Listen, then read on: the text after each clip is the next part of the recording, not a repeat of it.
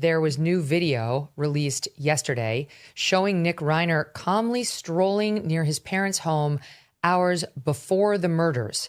This was obtained by the New York Post. Let's take a look at it. It's video 1. It's just a sidewalk. This is just him walking. For the listening audience, he has a bag over his left shoulder. He's walking calmly. 5 days have passed since the heartbreaking tragedy at the Brentwood home of Rob Reiner and his wife, Michelle, whose lives were taken in a shocking act that stunned Hollywood. New details are now emerging, and each revelation makes the story even more unsettling. A preliminary forensic report suggests the exact moment when Nick Reiner may have struck, describing multiple severe injuries, including one deep wound across Rob's neck that investigators say carried a chilling message: "Shut up. Say nothing more." Every new piece of evidence seems to reveal a darker layer of pain and chaos. Authorities believe the tragedy might have begun with a heated confrontation at Conan O'Brien's Christmas party, where witnesses noticed Nick acting erratic and unstable. What started as an argument reportedly spiraled into something unthinkable. Afterward, Nick allegedly left the scene in eerie calm, checked into a nearby hotel, and later used family inheritance money to hire Alan Jackson, one of the nation's most powerful defense lawyers, to take his case. It's a move that's left people speechless, wondering how someone could act with such cold resolve. Investigators are now piecing together the timeline of events from that night, beginning with the tense dinner that seems to have triggered everything. According to the Los Angeles County District Attorney's Office, the attack took place sometime between midnight and the early morning hours, marking one of the most haunting nights in recent memory. Between roughly midnight and 6 a.m., investigators believe Nick quietly left his own room and entered the main house, where his parents were asleep in the master bedroom. There were no signs of forced entry. He already had the keys and knew every corner of that home like the back of his hand. What happened next remains the most chilling part of this case. After the violent act, Doesn't look irate, doesn't look out of his mind, looks kind of normal. He's walking past a gas station with a hat. He has not yet murdered anybody, allegedly. Nick reportedly left the house almost immediately, carrying with him either a wave of panic or a disturbing calmness that only he could explain. Around 4 a.m., security records show Nick arriving at the Pierside Hotel in Santa Monica, just a 20-minute drive from Brentwood. He checked into a modest room, paying quietly in cash or by card, barely noticed by staff. During those hours, no one saw him make calls or even sleep, as if he were lost in a haze, detached from the chaos he had left behind. Later that same day, around 3:40 p.m., the terrible discovery was made. A massage therapist arrived for an appointment with Rob and Michelle, but got no response at the door.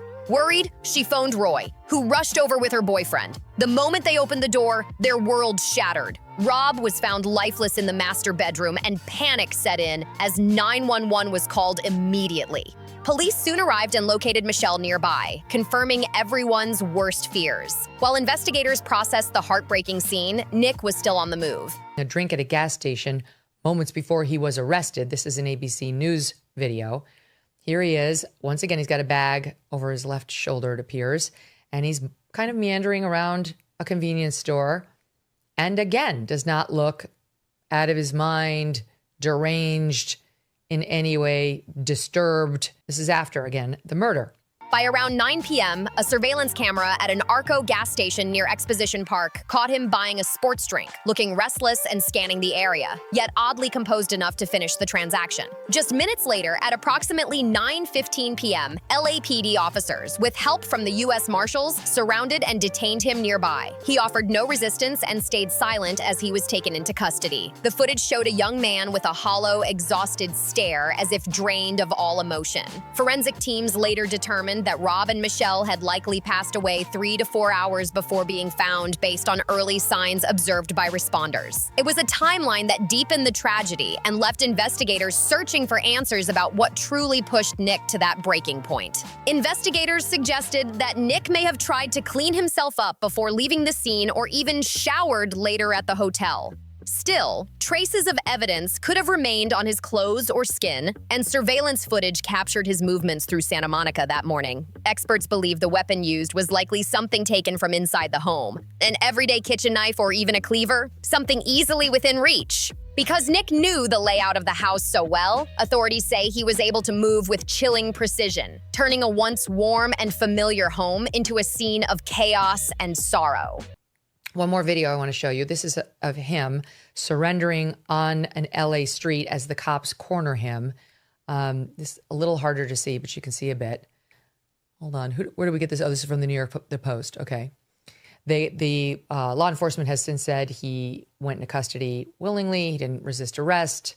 Reports describe a shocking number of injuries found in the bedroom, revealing the sheer level of violence that had unfolded. Forensic investigators later confirmed that both Rob and Michelle suffered multiple serious wounds, disproving early reports that mentioned only a single strike. The truth painted a far more disturbing picture. Professor Joseph Scott Morgan, a leading forensic expert from Jacksonville State University, explained that repeated stabbing usually reflects a clear and deliberate intent, as well as the use of immense physical force. Such acts occur at extremely close range, requiring the attacker to invade the victim's personal space and use significant energy. The sheer repetition of the injuries in this case made experts describe the assault as sustained and deeply intentional. Morgan further broke down the technical aspects. Stab wounds tend to be deeper and more focused, while slash wounds are longer but shallower. When both appear together, it suggests an extended struggle filled with rage and precision, rather than a sudden emotional snap. This wasn't a brief loss of control. It was a calculated series of moves showing both force and determination. From a forensic standpoint, experts clarified that such neck injuries are rarely as quick or clean as Hollywood movies make them seem. In reality, it requires control, physical strength, and close contact, making the entire act especially chilling. The way this tragedy unfolded shows just how deliberate and methodical the attack must have been, leaving behind a trail of heartbreak that continues to haunt everyone involved. These latest findings bring even more weight and heartbreak to the final moments of Rob and Michelle Reiner, sending shockwaves through their family and the public alike. Hold on a sec. You can see the cops. You can't really see the defendant at this point. He's behind the car, but you can see the cops are not in like a terror stance that we sometimes see when somebody resists or pulls a gun or a knife on them. They actually look pretty calm. They far outnumbered the one guy. But he was brought into custody.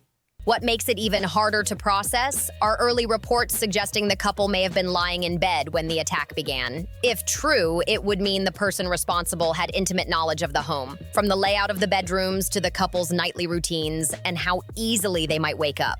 Experts say an attack from such close range, possibly even while the victims were asleep, reflects a total invasion of personal space. The idea that the attacker may have climbed onto the bed to carry out the assault is horrifying enough to make anyone shiver. Forensic specialists describe the scene as overwhelming. The injuries to the neck caused severe bleeding, and with additional stab wounds, the loss of blood was catastrophic. Every piece of evidence pointed to one disturbing truth. The attacker knew the home intimately and could enter without suspicion, leading investigators straight to Nick Reiner, the third person living under that roof. Even more unsettling is what happened after. The man accused of ending his parents' lives reportedly used part of their own inheritance to pay for his defense, a fact that stunned the public and raised ethical questions across the nation. People immediately began asking how much could this defense possibly cost? Because Nick didn't have a steady career of his own and his past work mostly came from small film projects with his father years ago, the source of the funds drew even more scrutiny. Alan Jackson, the attorney representing him, is not just any lawyer. He's one of the most sought-after defense attorneys in the country, known for taking on only the most complex and high-profile cases. His reputation alone carries a massive price tag. Reports say that even when Jackson offered reduced rates in previous cases, total legal costs still reached around $10 million. For many watching this case unfold, that number symbolizes the staggering privilege and contradiction at the heart of this tragedy. A son accused of unspeakable violence now defending himself with the wealth built by the very people he's accused of hurting. In Nick's case, the costs are expected to skyrocket even higher due to the gravity of the charges and the non-stop media attention surrounding every update. Even at a reduced rate, the expenses would still reach levels far beyond what most people could ever afford. When reporters questioned Alan Jackson outside the courthouse, he kept his response brief, saying only that he couldn't discuss who was paying the fees. That silence set off a storm of speculation. Rumors quickly spread. Some suggested Jackson might be taking the case pro bono because of its public visibility, while others whispered about possible behind-the-scenes deals. But then, on December 18th, 2025, multiple insiders close to the Reiner family dropped a shocking revelation. The legal fees are reportedly being covered by the estate of Rob and Michelle Reiner, valued at around $200 million. According to these sources, the decision came from surviving relatives like Jake and Roy Reiner. Despite their heartbreak, they decided to fund Nick's defense with the hope of pursuing a case based on mental instability and diminished responsibility. They reportedly believe that if Nick is placed in a secure psychiatric facility rather than serving a life sentence, it would be a more humane outcome. Possibly something Rob and Michelle themselves would have wished for their son. Under California law, a person convicted of taking someone's life cannot inherit from the victim's estate. However, the law does not prevent other family members or executors from using part of the estate to pay for legal defense before a verdict is reached. Legal analyst Sean Weiss-Bart explained that this is technically allowed during ongoing proceedings, though it remains controversial. Others argue that the estate's executor could deny such payments to avoid legal backlash or potential disputes later on. As of now, neither the family nor the court has officially confirmed where the money is coming from, leaving fans and the public full of unanswered questions about loyalty, justice, and morality. Then came the next chapter, Nick Reiner's first courtroom appearance. Facing 2 counts of first-degree homicide and aggravating circumstances due to multiple victims, Nick was brought before the Los Angeles County Court wearing the standard blue inmate suit, a symbol of both safety and downfall. Representing him, as expected, was Alan Jackson, a powerhouse attorney known for defending some of the country's most high-profile clients. The hearing took place under strict conditions. No live cameras were allowed, adding to the growing mystery and public fascination surrounding the case. Attorney Jackson requested to delay the formal arraignment so Nick could decide whether to enter a plea. The judge agreed, rescheduling the next hearing for January 7th. For now, Nick remains in custody at the Los Angeles County Jail, awaiting the next step in a case that has already captured the attention of the entire nation. The only moment the public heard his voice was when he quietly responded to the judge, acknowledging his constitutional rights, a haunting reminder of how far this once privileged life had fallen. Mr. Reiner, do you waive your right to a speedy trial so that the arraignment may continue on January 7th, 2026? The judge asked. Nick's reply was short and nearly emotionless. Yes, Your Honor, I do. That was it. No explanation, no visible reaction, just a quiet acknowledgement that marked another step in this haunting case. The hearing ended almost as quickly as it began, leaving the courtroom tense and silent. Now all focus turns to January 7th, the date that could decide everything. The upcoming hearing has become the central point of attention for the media, the public, and the Reiner family, all of whom are desperate for answers. The cold, almost mechanical tone of the court appearance reminded everyone of one harsh truth. This case is far from over, and justice is only beginning to take shape. Before diving into what's expected to be a historic trial, investigators revisited one of the most disturbing threads in the story, Nick Reiner's long battle with addiction. Behind all the privilege and fame lay years of deep personal struggle that shaped the tragedy now unfolding. Born in 1993, Nick's descent into substance abuse began shockingly early. Around age 15, back in 2008, that was when he reportedly first experimented with hard drugs like heroin and cocaine, substances that sent his young life into a spiral that few could pull back from. Being the son of acclaimed director Rob Reiner and the grandson of Hollywood legend Carl Reiner, Nick grew up surrounded by fame, pressure, and expectation, a world that often felt alien and suffocating to him. His family saw the signs early on.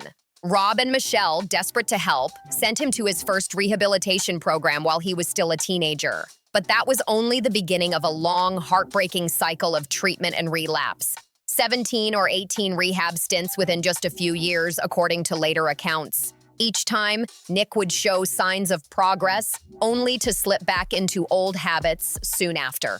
It became a revolving door of hope and despair. Rob and Michelle never gave up. They poured their hearts into helping their son recover, offering emotional support, career opportunities, and even letting him move back into their Brentwood home to rebuild his life. Rob reportedly spent countless hours trying to guide Nick through creative projects, hoping structure and purpose might help him heal. But the struggle against addiction can be brutal, and Nick's recovery remained fragile. The very house meant to protect and restore him would later become the center center of unimaginable tragedy. Rob once said that being a parent means never giving up on your child, no matter how far they fall. But in the Reiners' case, that love ended in tragedy, when the very son they protected for years became the one accused of taking their lives. When Rob and Michelle eventually tried a tougher approach, what friends called tough love, Nick decided to walk away and live on his own terms. He drifted from state to state, Maine, New Jersey, Texas, living a harsh and unstable life that he would later call his dark years. He nearly lost his life multiple times during that period, surviving only through luck and resilience. Homeless and disconnected, Nick relied on drugs and risky street connections to get by,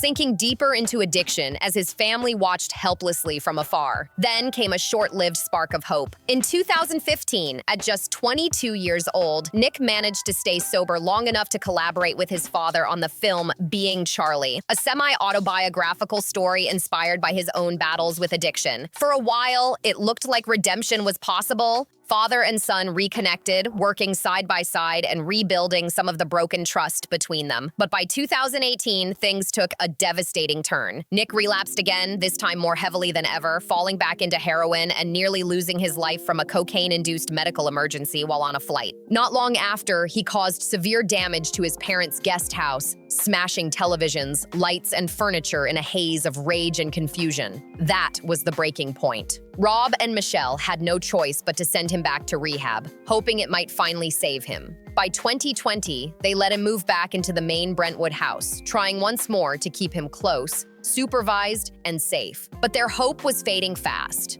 Nick's behavior reportedly grew more erratic, and friends say the couple was deeply concerned about his mental health and ongoing substance issues in the months before the tragedy. Nick's story is a heartbreaking reminder that even the strongest love and endless support can't always stop someone's self-destruction. The case has left many wondering, could addiction play a role in his defense? Alan Jackson, Nick's high-profile attorney, is known for building meticulous legal strategies in cases that hinge on mental state and intent. Some insiders believe his defense may argue that Nick's prolonged drug use affected his ability to control his behavior that night. Witnesses at the Santa Monica Hotel described him as very high after the incident, a detail investigators have confirmed. But legally, that's not enough to claim insanity. In most cases, voluntary intoxication doesn't excuse responsibility. It can only slightly influence whether the accused had clear intent, a key factor in first-degree charges. However, if the defense can show that Nick's mind was impaired to the point of confusion rather than calculation, it might lessen the severity of the charge. Still, prosecutors argue that if someone retrieves a weapon and attacks after an argument, that clearly shows planning and awareness.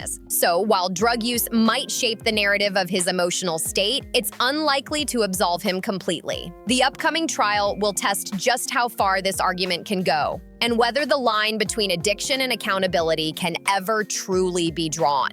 Nick's legal team faces steep challenges in the Reiner family case. Rob and Michelle's lives were taken with a knife, but investigators are still unsure whether Nick brought the weapon or grabbed one from inside the house that night. What is clear is that earlier tension and arguments suggest the possibility of some level of planning, something prosecutors won't overlook. Even if drug use is raised as a mitigating factor, it holds very little legal weight under California law. If convicted of first-degree homicide with special circumstances, Nick could spend the rest of his life behind bars without the chance of parole. Without any proven mitigating conditions, the standard sentence could still range from 25 years to life. Authorities have found no evidence of self-defense or accidental harm. This appears to be what experts describe as a crime driven by emotion, anger, or passion. Adding to the gravity of the case is the fact that the victims were well-known Hollywood figures. The list of potential witnesses reportedly includes names like Conan O'Brien, Larry David, and Billy Crystal.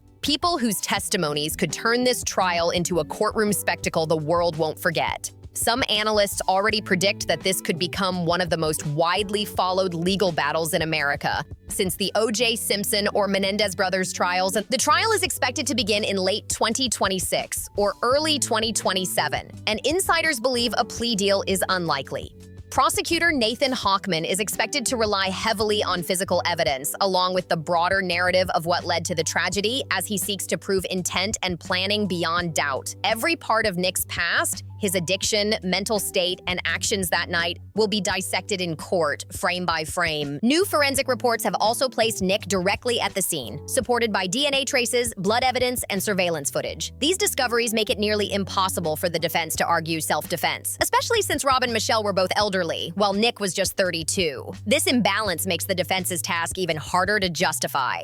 In some rare situations, lawyers argue for lesser charges like manslaughter, which implies no intent to take a life. But in this case, the combination of the argument, the retrieved weapon, and the violent nature of the attack makes that claim very weak. Reports have even suggested that Rob and Michelle suffered severe neck injuries, an indicator of calculated close-range intent. If verified, that detail could dramatically strengthen the prosecution's case. Alan Jackson, leading the defense, now faces enormous pressure to construct any narrative that might reduce Nick's culpability. The exact positioning of the victims' bodies, the presence of home security recordings, and forensic mapping of the scene could all play decisive roles in what happens next. And then, of course, there's the question of how the jury will view Nick Reiner himself, a man born into extraordinary privilege, yet consumed by addiction and turmoil. In Los Angeles County, jurors come from all walks of life, many of whom might not relate to that level of wealth or opportunity. Will they see him as a victim of mental illness and addiction, or as someone who wasted every chance given to him? That question lingers as the trial approaches, one that could define not just Nick's fate, but how the public understands the limits of love, accountability, and redemption in the shadow of Hollywood's glittering lights.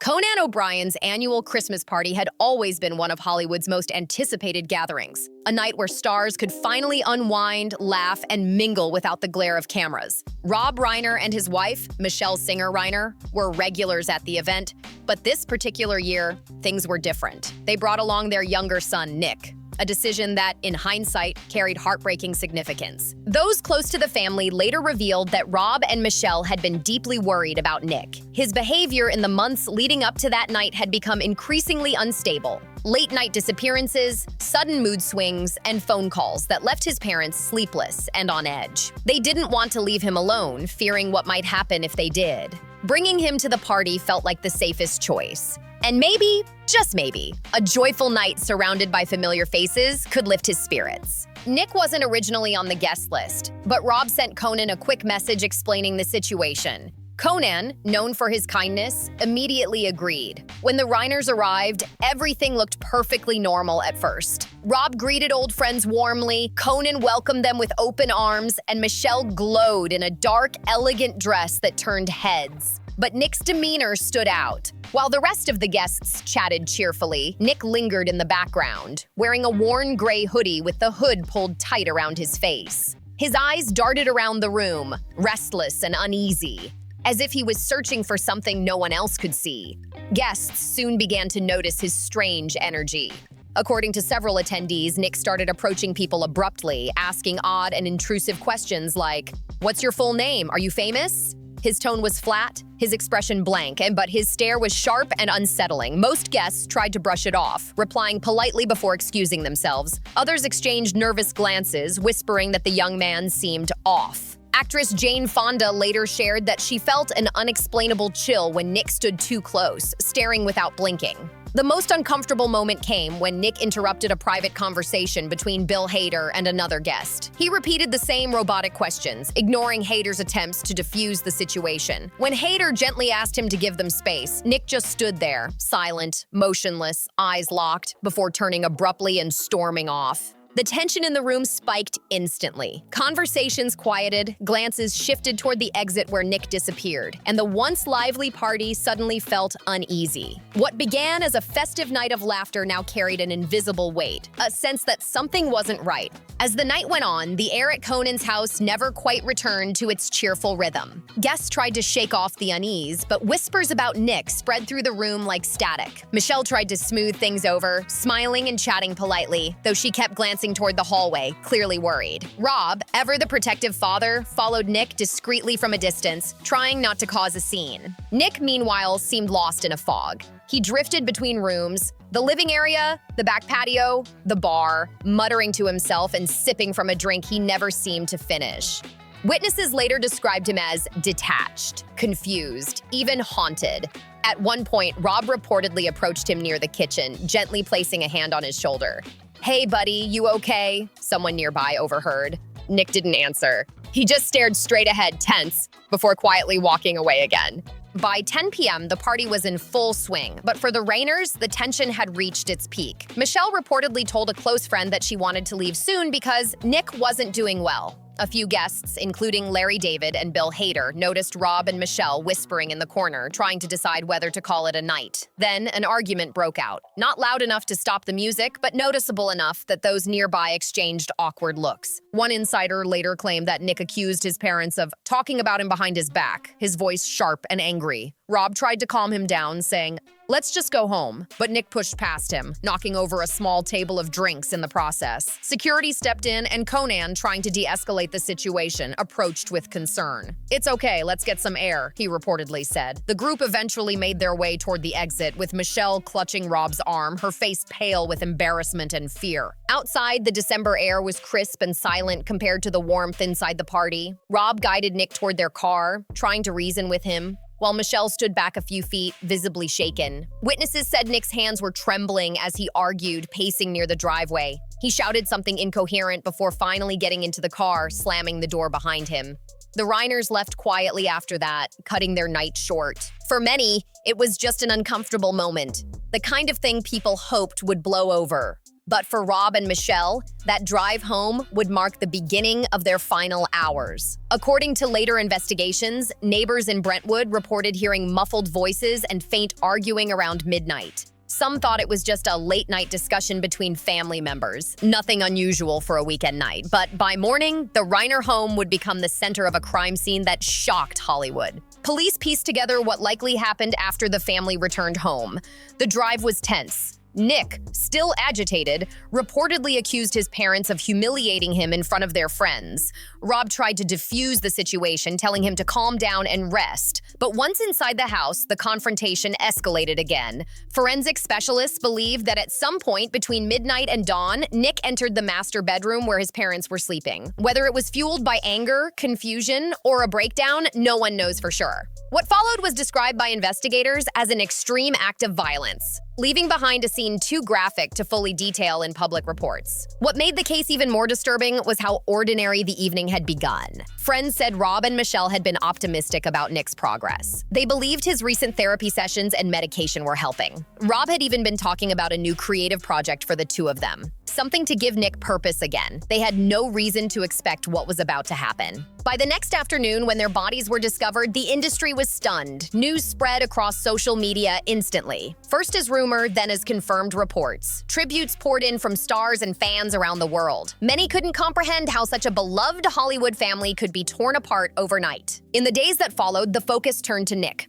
His mental health, his addiction, and the warning signs people might have missed. Old interviews resurfaced, showing glimpses of his struggles with identity and pressure. Some recalled how he'd once said in an interview, "I feel like I was born into a spotlight I never wanted." That quote now echoed with painful irony. Investigators continued to gather evidence, including surveillance footage, forensic samples, and witness statements from Conan's party. The timeline became clearer. Nick's erratic behavior earlier that evening, the argument, the sudden departure, and his arrival at the hotel hours later, everything fit together with chilling precision. But even as the evidence mounted, questions lingered about motive, about responsibility, about the limits of love. How could someone raised with so much support, surrounded by care and opportunity, reach a breaking point so extreme? Psychologists interviewed by various outlets called it a perfect storm of untreated trauma, addiction, and emotional volatility. Meanwhile, the entertainment industry grappled with its own guilt. Many insiders admitted that they'd seen Nick's instability over the years, at events, on sets, in social circles, but had dismissed it as Hollywood eccentricity.